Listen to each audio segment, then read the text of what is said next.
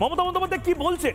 এই যে এত চাকরি করে সাইবার সিটিতে, গুরগাঁওতে, এত বাঙালি ছেলে মেয়ে যারা দুর্গাপুজোর সময় কলকাতাতে আসে, মন কেমন করে, নয়ডাতে মন কেমন করে, মুম্বাইতে মন কেমন করে, মালাডে মন কেমন করে, পুনেতে মন কেমন করে, আপনারা বলুন না মমতা বন্দ্যোপাধ্যায় এই যে কথাগুলো বলছেন এটা কতটা মিথ্যে কথা। আমি আমার কাজ শুরু করে দিয়েছি, আমাদের প্রতিনিধি দিল্লি, মুম্বাই, বিভিন্ন জায়গা থেকে আগামী 5 মিনিট আপনাদের এটা দেখতে হবে, বিপুলভাবে ভাইরাল করুন। তার কারণ এই প্রতিবেদনটা মমতা বন্দ্যোপাধ্যায়ের পছন্দ হবে না। যে কোনো দিন মমতা বন্দ্যোপাধ্যায় এই প্রতিবেদন সরিয়ে নেওয়ার জন্য হয়তো রক্তচক্ষু দেখাবেন, এটা হতে দেবেন না। চিত্তরঞ্জন পার্কের বাঙালি হোক বা মুম্বাইয়ের বাঙালি হোক, পরিযায়ী শ্রমিক বাঙালি হোক বা প্রবাসী বাঙালি হোক, বনেদি বাড়ির বাঙালি হোক বা নতুন কর্মসংস্থান পেয়ে পুনেতে একটা ফ্ল্যাট কেনা বাচ্চা কোনো ছেলে হোক, সবাই ভালো আছে। এই ভারতবর্ষটা তাদের। মমতা বন্দ্যোপাধ্যায় একটা টেনশনের বাতাবরণ তৈরি করে আসলে বাংলাদেশের যে প্ল্যান, যে বাঙালিদেরকে ভারত থেকে আলাদা করো, সে প্ল্যানটার অংশ হয়ে যাচ্ছেন অজান্তে হয়তো। দেখুন, এই মুহূর্তে আমি চিত্তরঞ্জন পার্কের 2 নম্বর মার্কেটে রয়েছি, এখানে মাছ বিক্রি করে তাদের সাথে কথা বলবো। দাদা, আপনার নামটা? আমার নাম রণজিৎ।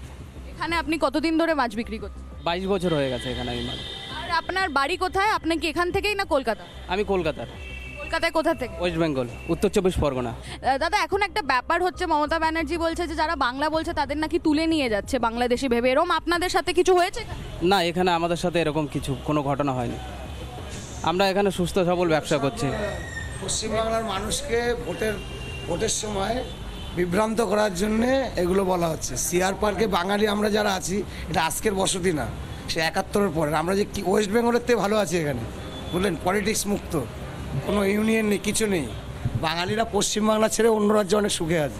আমরা তো 40, আমার বাবার 50 বছর উপরে দিল্লিতে আছে।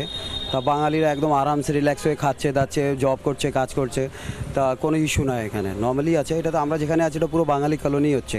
মমতা ব্যানার্জি বলছে যে যারা বাংলা বলছে দিল্লিতে, যারা বাংলা কথা বলে তাদের বাংলাদেশি ভেবে নাকি পুলিশ তুলে নিয়ে যাচ্ছে আর খুব তাদের অত্যাচার করছে। এরকম কিছু আপনি দেখেছেন? না, এরকম আমি কিছু দেখিনি।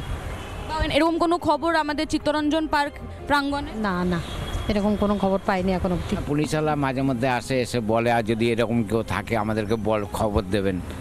আর এগুলো যদি কেউ বলে থাকে তাহলে ভুয়া বলেছে এটা। তো খুবই ক্লিয়ারলি এখানে দেখা যাচ্ছে যে যারা ইল্লিগালি ভাবে বাংলাদেশ থেকে এখানে এসে রয়েছে নানান কলোনিতে, তাদেরকে পুলিশ ভেরিফিকেশন করে তাদেরকে ডিটেনশন ক্যাম্পসে নিয়ে গিয়ে ডিপোর্ট করছে বাংলাদেশে। নানা ধরনের কন্টেন্ট দেখার জন্য লাইক করুন, শেয়ার করুন আমাদের ফেসবুক পেজ, সাবস্ক্রাইব করুন আমাদের ইউটিউব চ্যানেল। পাশাপাশি অন্যান্য ব্রেকিং নিউজের জন্য অবশ্যই চোখ রাখুন রিপাবলিক বাংলায়।